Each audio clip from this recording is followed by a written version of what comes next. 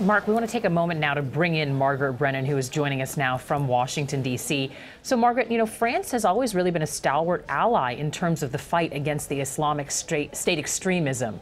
At 2 p.m. today, we know we'll be hearing from the French president. What are your expectations for what he's going to say today? Well, France has taken a very aggressive, hawkish position on terror, not just against ISIS, but also against al-Qaeda. They've been waging really a frontal assault against al-Qaeda in North Africa over the past year. Hollande, the French president, really takes a strong line on that in terms of confronting it. This would be the second attack on a French national by ISIS, if it is confirmed to be ISIS, within the past few months. In September, if you remember, when France joined U.S. strikes and that coalition against ISIS, there was a French tourist beheaded in Algeria by a terror group that claimed to be affiliated with ISIS. And really, since that time, France has been on alert, really concerned about its subways, concerned about its public transportation, concerned about those areas where civilians would be at risk. This attack today, of course, caught many by surprise in terms of the target and the timing, but this has been expected, and we do expect Francois Hollande to speak to France's very tough position here, saying that they will hunt down these gunmen.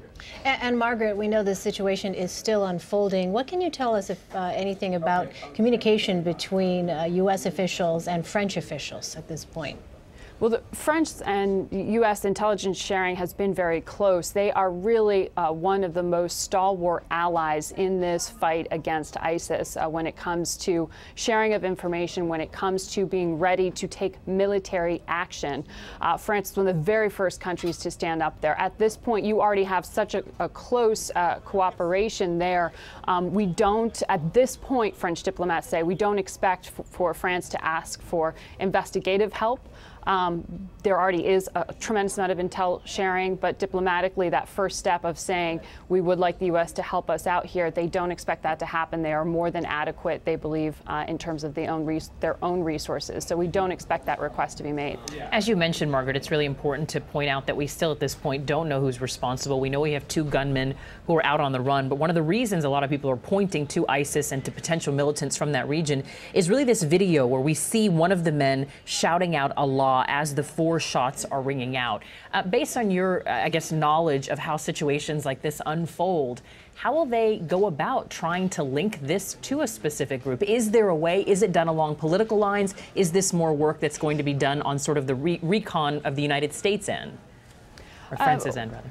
Well, shouting out the name of God and then killing people isn't necessarily evidence, but it certainly suggests that whoever carried this out believes that they're doing so with some sort of ideological motivation. When it comes to the investigative work, it'll be, the camera footage, it'll be the eyewitness accounts there in terms of pointing a finger towards who perpetrated this. But we have seen in recent days videos released by ISIS calling for attacks in France, but you've seen those for months. So it's really hard to establish a direct link without that intelligence. And we've seen reports here from U.S. officials that they are looking very carefully at ISIS here rather than al-Qaeda more broadly. And Margaret, as you were speaking, we just now received a statement. This is a written statement from President Obama condemning what he called the horrific shooting at the offices of Charlie Hebdo magazine in Paris that has reportedly killed 12 people.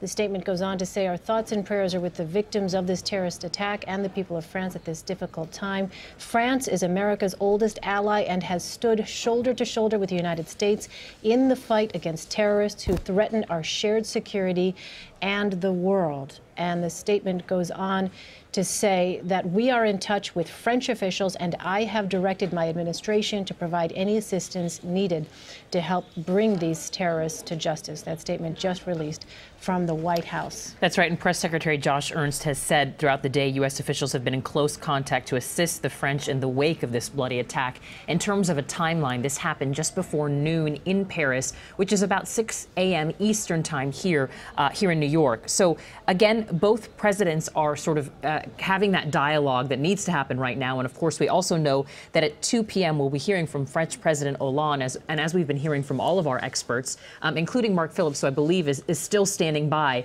Mark, if you are, we heard from Margaret what she thinks will happen in terms of the diplomatic approach the president will have to take. In terms of just quelling the fears right now that these 2 gunmen are out and there's a real possibility that there could be a copycat attack, what do you expect him to say to the people?